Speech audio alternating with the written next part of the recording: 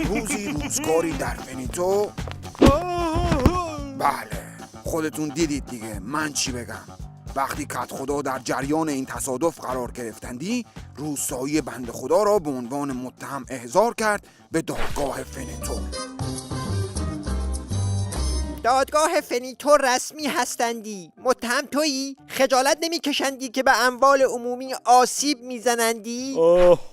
کت خدا، کدام اموال عمومی؟ فکر کنم اشتباه شده اندی.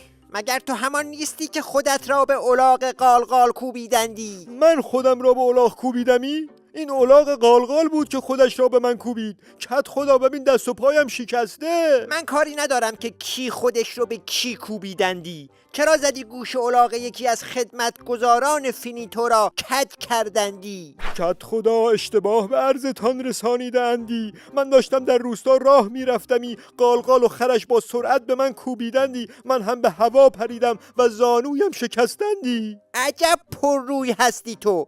الاغ مردم را لت و پار کردی، بعد طلبکارم هستی. حالا چرا بعدش آلودگی صوتی ایجاد کردی؟ آلودگی صوتی کدام است؟ من درب و داغان شدمی و از درد فغان کردمی. هر کس تصادف کند خب ناله می کند کت خدا. بسیار خوب، حالا که به جرمت اعتراف کردی، اول 250 میلیون چوق بابت خسارتی که به الاغ قالقال زده ای می پردازندی. بعد هم 10 میلیون چوق به خاطر ایجاد آلودگی صوتی می دهی. 3 میلیون هم به خاطر پرروگریت جلوی کت خدا پیاده می شوی. قالقال، وقتی همه اینها رو از او گرفتید، بعد جلوی روستا آویزانش کنید تا درس عبرتی بشود برای بقیه.